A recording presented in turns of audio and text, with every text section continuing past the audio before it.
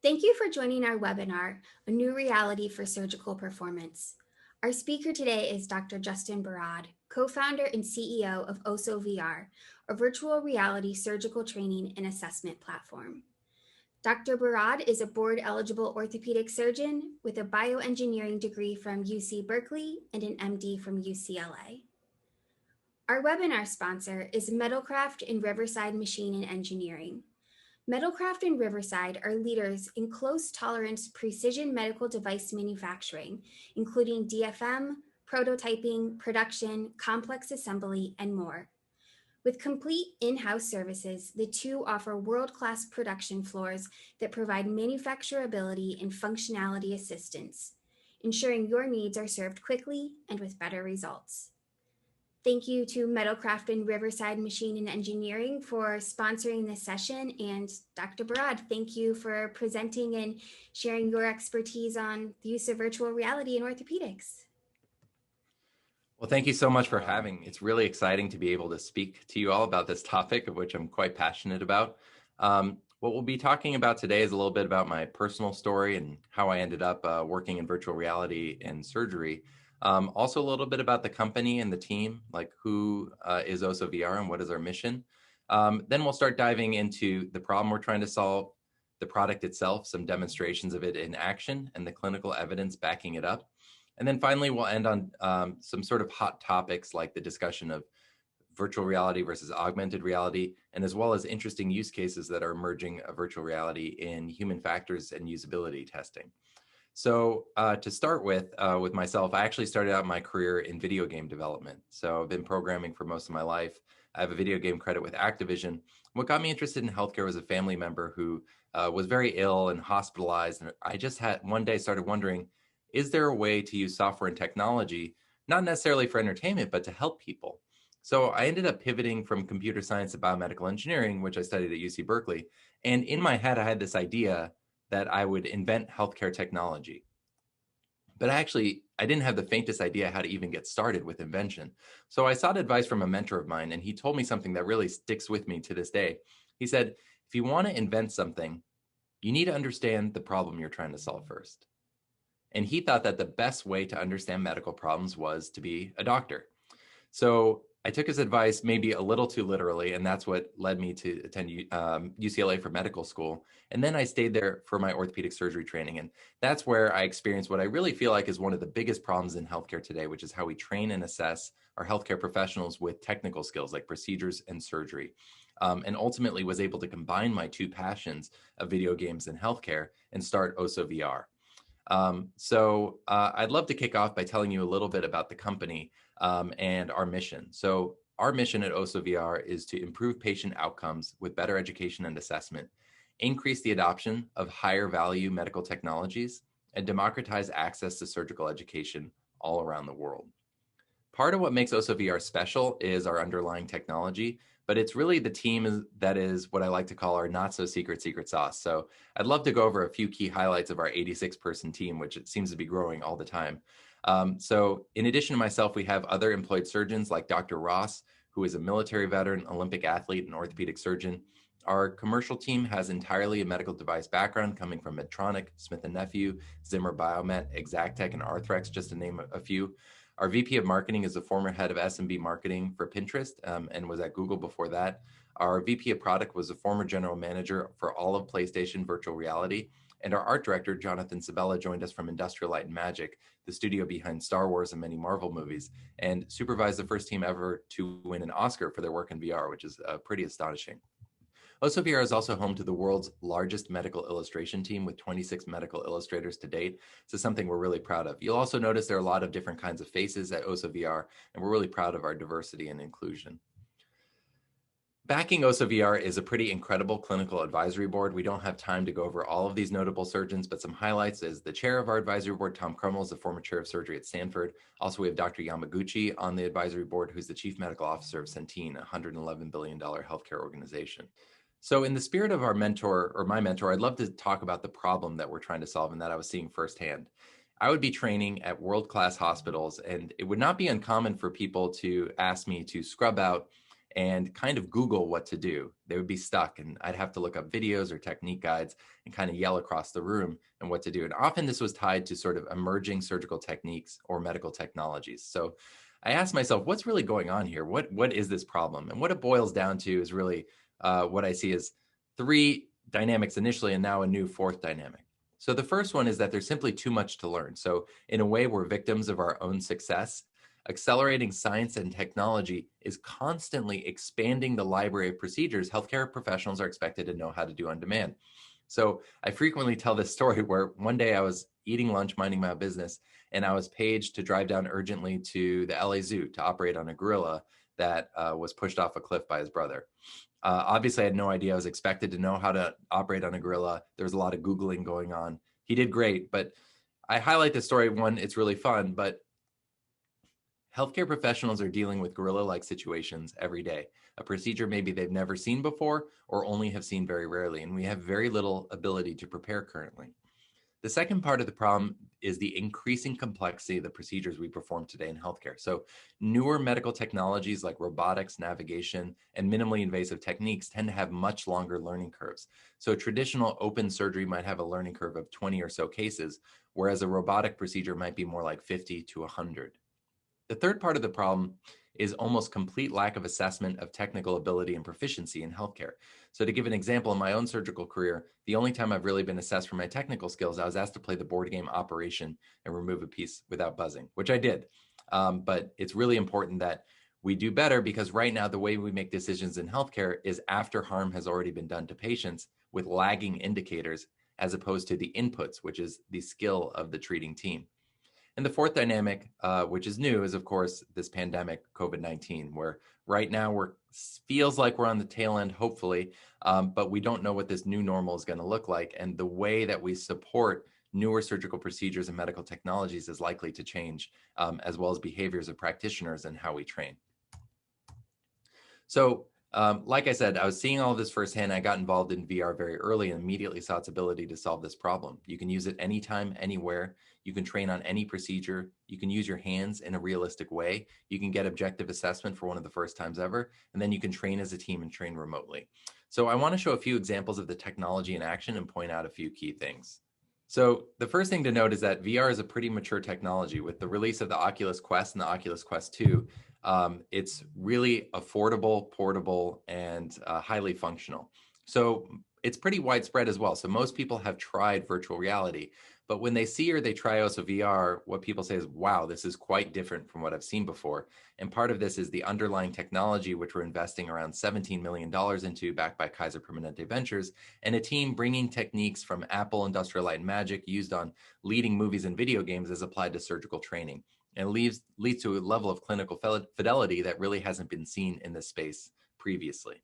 The other thing I want to point out is the ability to train collaboratively. So especially in today's world where we can't get physically in the same place to practice as a team, here you have two avatars. One is me wearing a headset in California, and the other is one of our team members in New York. Yet we're in the same virtual operating room with all of the instruments we need to run through this procedure. We're talking to each other, communicating very naturally and intuitively. You could see the live fluoroscopy there that's fully simulated. And other capital equipment components are just right in your pocket, accessible at any time.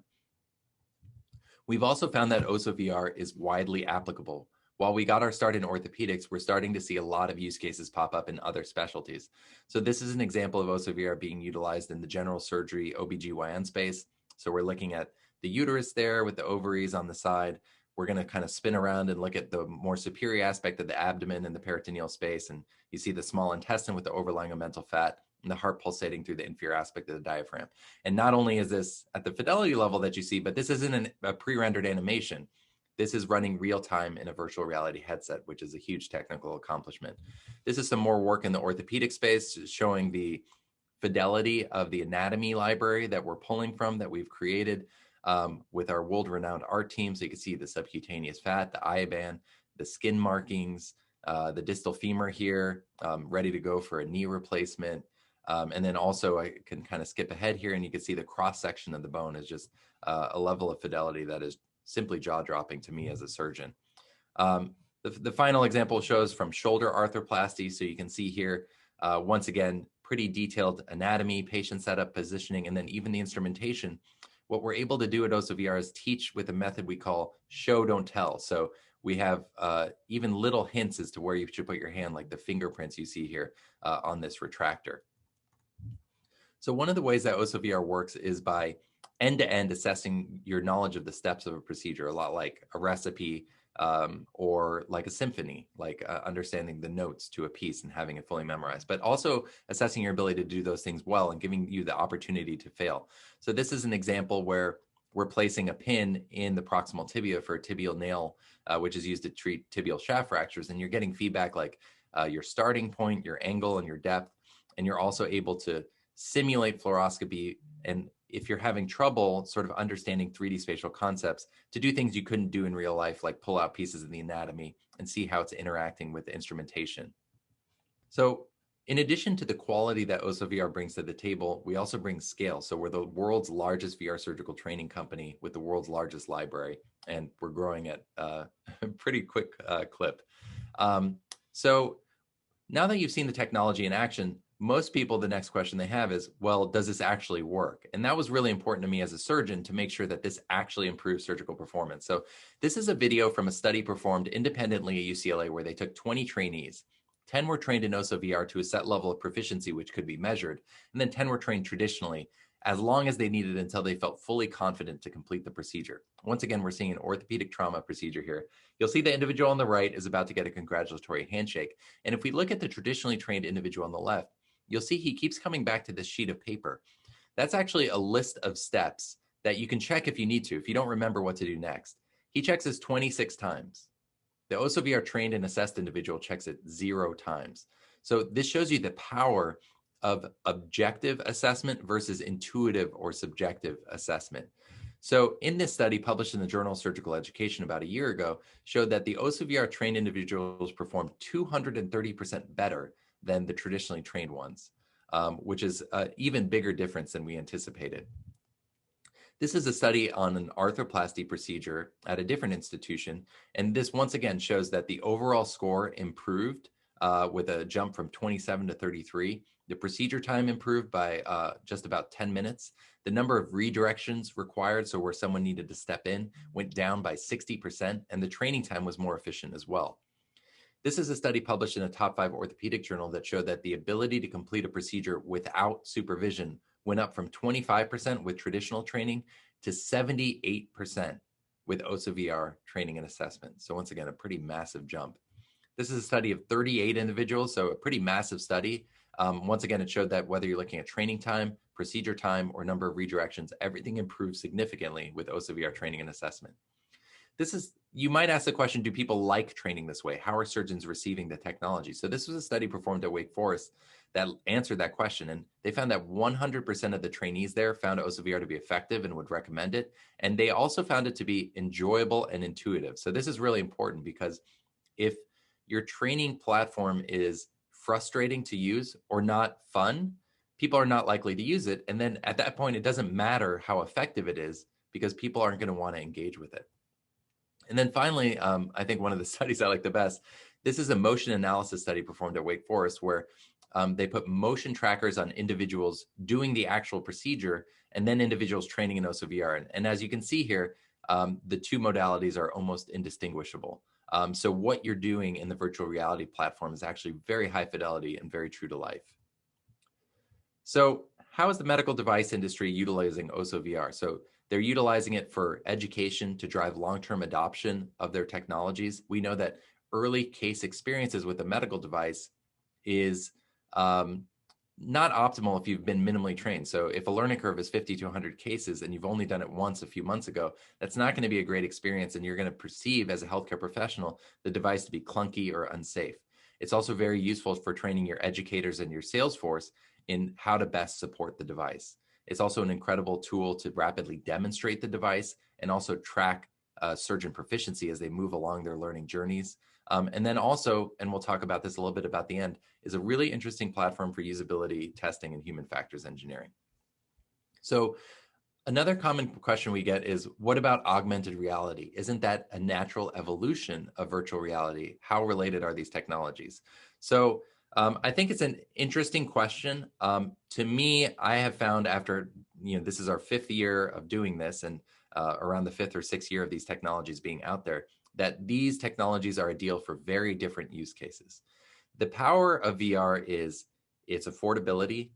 To consumers, an Oculus Quest 2 is $300. Its portability, its interactivity, so it has very high fidelity hand tracking and haptic feedback, and that it's fully immersive, it's higher performance.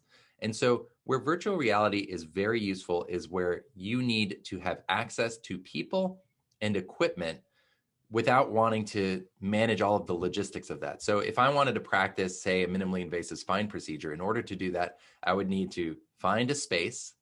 I would need to get access to a C-arm. I would need a cadaver or sort of similar model. I would need a surgical table. I would need some sort of instrument table. I would need the actual instruments, and I would need other people, right? And we need to line up all those schedules. So you can see how complex that is. With a VR headset, all you need is your headset, and then all of the instrumentation and all of the capital equipment is already there, ready to go, and you can get other people to join in with you immediately from wherever they are in the world. Now, if you have to interact with the physical world around you, say you're in the operating room, right, and you need to be able to see what's going on, this is where augmented reality becomes a clear ideal use case. Now, augmented reality tends to be more expensive. The performance is lower. It does not have the same quality of hand tracking, and it has a very limited field of view, which is always very surprising to new users. It's like tunnel vision. But if you're doing something, for example, if you're doing spine surgery and you need to be able to see where the navigation system is telling you to put your screws, suddenly this makes a lot of sense because you're looking at a small area and you just want to see that information. Or there's some applications of sort of telementoring or teleproctoring where you could kind of superimpose some three-dimensional information on the patient, which you can use to help guide your decision making. So these are areas where augmented reality is more useful, but there's really very little overlap between the two. And you see that companies that are specializing in AR are pretty much just doing AR, and VR just doing VR. And you're not seeing a lot of training applications in the augmented reality space. Most of the major training companies, if you look at non-healthcare applications, are in VR. And I think that can guide your sort of perspective where the overall industry is going. But certainly they have their advantages. Once again, VR, where you want to get access to people and equipment from wherever you are, and the augmented reality where you are in a situation with other people and equipment, and you need to be able to enhance those interactions or collect data from that situation. The last thing we'll talk about today is usability testing or human factors engineering in VR. This is a really interesting use case where, we're looking at a traditional human factors engineering lab on the upper left here, and on the right, you're seeing what is one of the most frequently used technologies for rapid prototyping, which is 3D printing. And so in these labs, we'll fly healthcare professionals from all around the world into a lab space like what you're seeing above, or even a hotel room, and they'll interact with sort of mock equipment that's often been 3D printed, or even like 2D printouts of what screens might look like. And they're interacting with it in mock workflows and then giving feedback as to, this is too big, this is too small, I don't like this color, and things like that. This has been really helpful and completely changed the world of medical devices, made it a lot easier to use the equipment that we use on a day-to-day basis.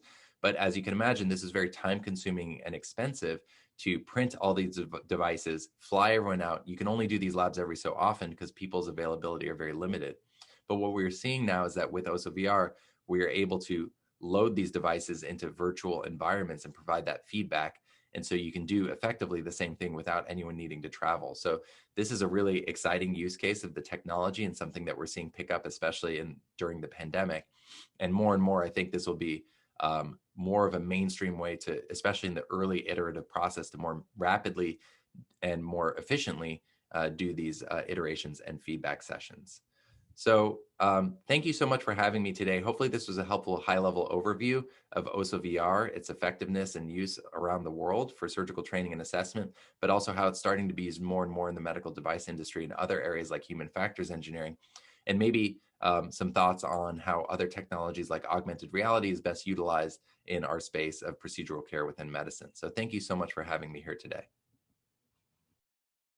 That was a great presentation. One of the questions I wanted to ask is, how has COVID, how has that impacted the number of orthopedic device companies that you're seeing interested in virtual reality, either from a surgeon training perspective or from, as you mentioned, human factors and just product development?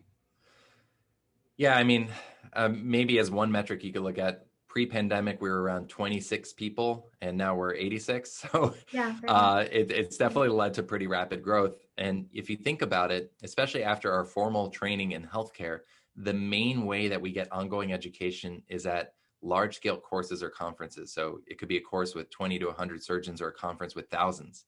And that obviously has not been a thing for over a year at this point. And it seems like it's coming back to some extent, but it's unclear to people really how how mainstream that's going to be if we're going to need alternatives going forward with what this pandemic has brought to light, and also new restrictions that have come to light in terms of our access to the operating room from an industry perspective. So how can we continue to support cases with newer technologies when we can't even get physically to the patient or to the instrumentation and the capital equipment? So that's been driving a lot of growth. And I think similarly with the human factors and usability, these labs were not able to take place. So how can we continue to push the envelope with our device design and R&D and solutions like ours? It's not the only solution out there. There's a lot of interesting stuff going on in the telementoring and teleproctoring space, things like Proximie, Avail. These are really Explorer Surgical, very exciting companies. But our platform is being heavily utilized, and we saw a significant expansion there as well because of the lack of ability to do usability testing labs during this time. So you had mentioned that your company's been around for more than 5 years now. What do you say? And clearly there has been an enhancement of the technology over those years. What do you see? Where do you see the technology, say, 5 years from now? I think, I mean, Sorry to really, put you on the really, spot. yeah, it's hard to say. There are a million things that obviously will improve. Like the one thing that will just continue to improve over time is the performance of these headsets and the ergonomics. So they'll get more comfortable and they'll be able to simulate more sophisticated, even more sophisticated visuals than we can already do, and functionality. I think probably one of the key areas that I think we're excited about further improvement is around the input. So we use these controllers that can track your hands and also do some gesture recognition as well and provide haptic feedback. And these have been just a huge success. But as this gets more sophisticated, you'll be able to track your individual fingers and get more fine motor interactivity and more sophisticated sort of cutaneous haptics as well. So I think that's a pretty exciting area. And I think, I mean, the cost is already so low, but if that can go even lower, that can help us reach low and middle income countries and other areas. I think some of more science fiction stuff that's coming down the road is this idea of augmented VR, or what's called pass through, where you can basically incorporate the environment around you in a VR headset. And so just some basic things like seeing where your keyboard is or your desk so you don't run into it, but also potentially incorporating real world elements to some extent could be an interesting thing to experiment with. But we don't exactly know where that's all going. But clearly the big leap in this technology that has led to the widespread adoption has been the shift to standalone VR. So basically, to run VR before, you had to be connected to a high-powered laptop that could basically power the sort of very processing heavy sort of graphics involved in VR. And what Oculus was able to do, and really sort of was the first one to do this, is create a headset that is completely standalone, does not require a computer, and you can just bring with you wherever you go with the Quest and the Quest 2. So this was really the sort of inflection point of this technology, and you're just going to see more of this and just sort of subtle improvements. This to me is like almost like the iPhone 4 of VR, where people were like, wow, this is really something I need to have. And you're starting to see that. The Oculus Quest 2 has sold more headsets than every prior VR headset combined from Oculus. Great. Well, thank you so much for your time. Is there anything else you would share with our orthopedic device audience? No, I would just, if you want to learn more, feel free to reach out. I love learning about the problems that you guys are facing out there in the field, and just educating you on how Osso VR and even other solutions along this sort of digital surgery continuum can be helpful and add value so that we can really just accelerate the pace of not only innovation within the med device space, but the actual utilization of our technologies, which I see is really being limited by access to training and assessment. So we'd love to open that up to level the playing field so that patients can get access to your technologies. Great. Well, thank you so much for your time today. And thank you to our sponsor, Metalcraft in Riverside. For those who are watching, you can access more from OMTEC's virtual education series at omtechexpo.com. Thank you so much.